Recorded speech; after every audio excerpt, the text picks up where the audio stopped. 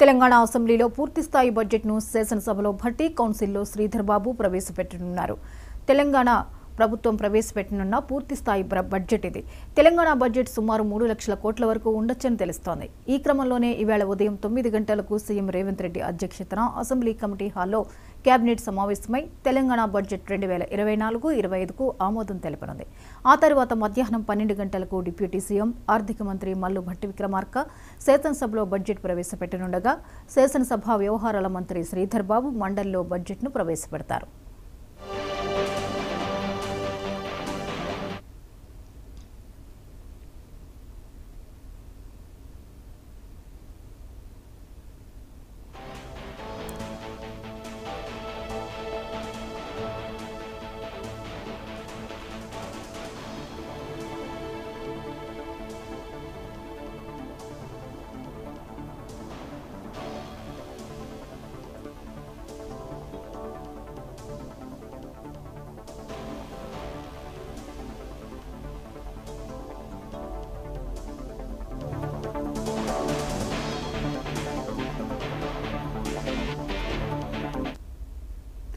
తెలంగాణ అసెంబ్లీలో పూర్తిస్థాయి బడ్జెట్ శాసనసభలో భట్టి కౌన్సిల్లో శ్రీధర్ బాబు ప్రవేశపెట్టనున్నారు. పూర్తిస్థాయి బడ్జెట్ను ప్రవేశపెట్టబోతోంది రేవంత్ రెడ్డి ప్రభుత్వం. తెలంగాణ బడ్జెట్ సుమారు 3 లక్షల కోట్ల వరకు ఉండొచ్చని తెలుస్తోంది. ఈ క్రమంలోనే ఈవేళ ఉదయం 9 గంటలకు సీఎం రేవంత్ రెడ్డి అధ్యక్షతన అసెంబ్లీ కమిటీ హాల్లో కేబినెట్ సమావేశమై తెలంగాణ బడ్జెట్ 2024-25కు ఆమోదం తెలపనుంది. ఆ తర్వాత మధ్యాహ్నం 12 గంటలకు డిప్యూటీ సీఎం ఆర్థిక మంత్రి మల్లు భట్టి విక్రమార్క శాసనసభలో బడ్జెట్ ప్రవేశపెట్టనుండగా శాసనసభ వ్యవహారాల మంత్రి శ్రీధర్ బాబు మండలిలో బడ్జెట్ను ప్రవేశపెడతారు.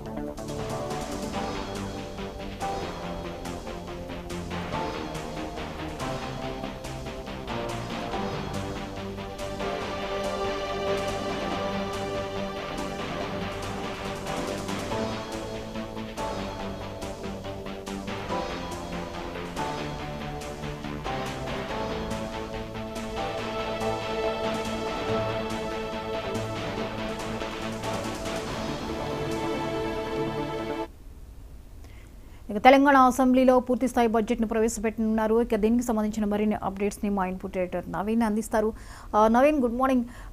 చెప్పండి, ఈవేళ తెలంగాణ అసెంబ్లీలో పూర్తిస్థాయి బడ్జెట్ని ప్రవేశపెట్టనున్నట్లుగా తెలుస్తోంది, వివరాలేంటి?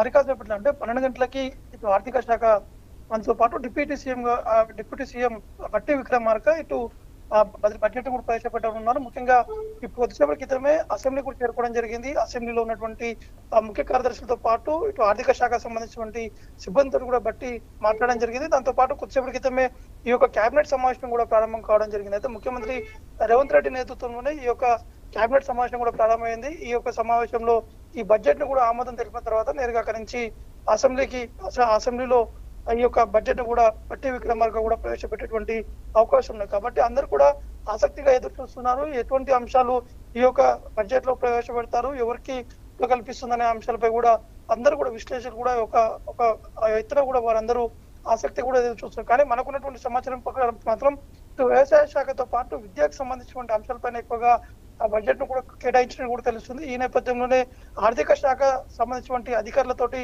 బట్టి దాదాపు 2-3 సార్లు కూడా మంత్రాలు కూడా జరపడం జరిగింది. దాంతో పాటు ముఖ్యమంత్రి రేవంత్ రెడ్డితో కూడా మాట్లాడి ఇవన్నీ అంశాలపై చర్చించిన తర్వాతనే ఈ యొక్క బడ్జెట్ కూడా రూపకల్పన కూడా చేపట్టినటువంటి పరిస్థితి నెలకొంది. కాబట్టి ఇప్పుడు ఇంకా కేబినెట్ సమావేశం కొనసాగుతుంది. మరి కాసేపట్లోనే కేబినెట్ సమావేశం కూడా ముగిసేటువంటి అవకాశం కనిపిస్తుంది. దాదాపు 15 నిమిషాల పాటు ఈ యొక్క కేబినెట్ సమావేశం కూడా కొనసాగుతున్నటువంటి పరిస్థితి నెలకొంది. ఇవన్నీ వివరించిన తర్వాత కేబినెట్ ఉన్నటువంటి మంత్రులతో పాటు అందరికీ కూడా ఆమోదం తెలిపిన తర్వాత ఈ యొక్క సరిగా 12 గంటలకి ఈ యొక్క బడ్జెట్ కూడా భట్టి విక్రమార్క ప్రవేశపెడుతున్నారు.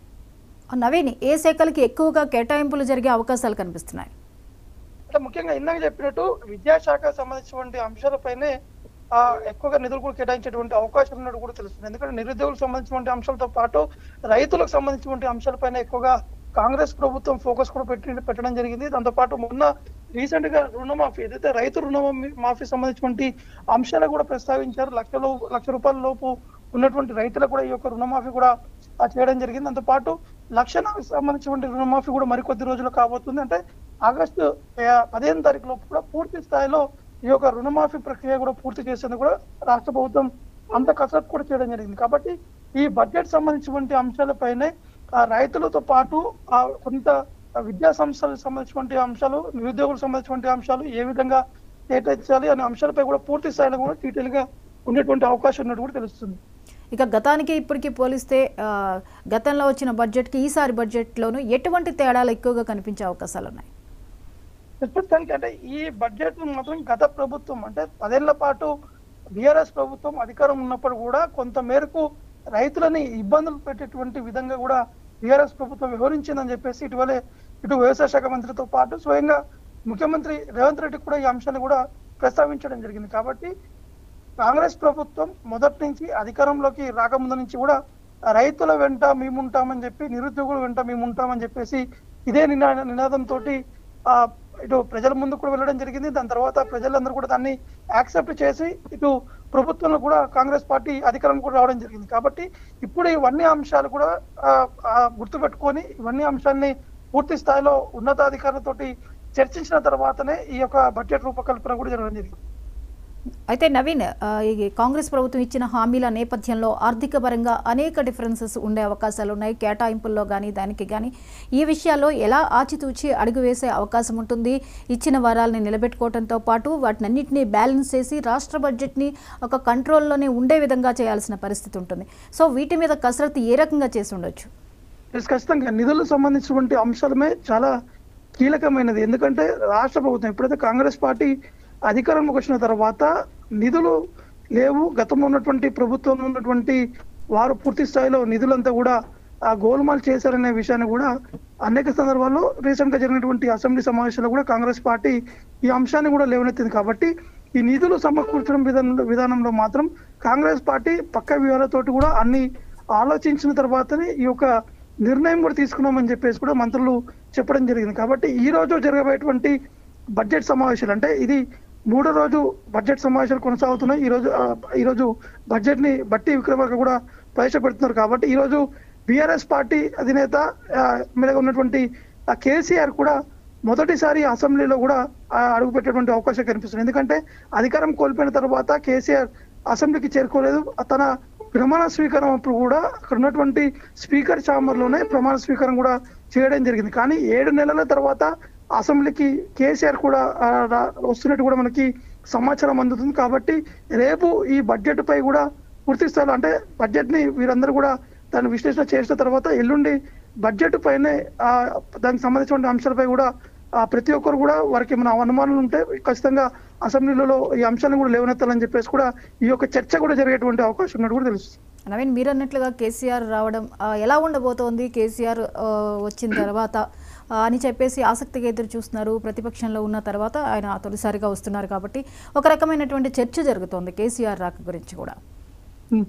ఖచ్చితంగా, ఎందుకంటే కేసీఆర్ మొన్న జరిగినటువంటి అసెంబ్లీ సమావేశంలో కూడా వస్తారని చెప్పేసి మొదటగా వార్తలు రావడం జరిగింది. కానీ కేసీఆర్ కూడా హాజరు కాలేదు. కానీ ఇప్పుడు జరుగుతున్నటువంటి ఈ యొక్క బడ్జెట్ సమావేశంలో మాత్రం కేసీఆర్ పక్కగా హాజరయ్యేటువంటి అవకాశం ఉంది. ఎందుకంటే మొన్న తెలంగాణ భవన్ లో కూడా కేసీఆర్ బీఆర్ఎస్ ఎల్పీ నేతలతో కూడా మాట్లాడడం జరిగింది. ఏ విధంగా యాక్షన్ ప్లాన్ ఉండాలి, ఏ విధంగా అసెంబ్లీలో వ్యవహరించాలి, ఎటువంటి అంశాలపైన ఎక్కువగా ప్రస్తావించాలి, ఈ 7 నెలల పాటు జరిగినటువంటి పరిణామాలు, ఉన్నటువంటి సిచ్యువేషన్లు, కాంగ్రెస్ ప్రభుత్వం ఇచ్చినటువంటి హామీలు, దాంట్లో ఏవి నెరవేరలేదు, ఇవన్నీ అంశాలను కూడా కేసీఆర్ ఉన్నటువంటి ఎమ్మెల్యేలు కూడా దిశానిర్దేశం కూడా చేయడం జరిగింది. ముఖ్యంగా ఫిరాయింపులకు సంబంధించినటువంటి అంశాలపైన ఎక్కువగా ఫోకస్ పెట్టాలని చెప్పేసి కూడా కేసీఆర్ కూడా చెప్పడం జరిగింది.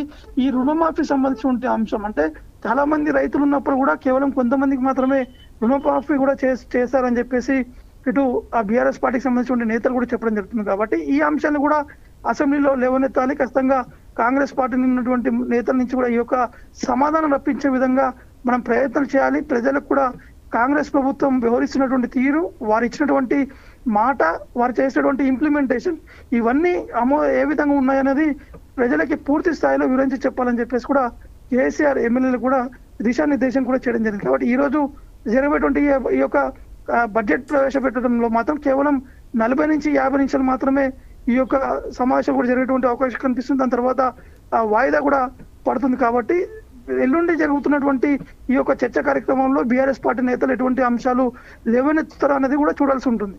Right, thank you Naveen.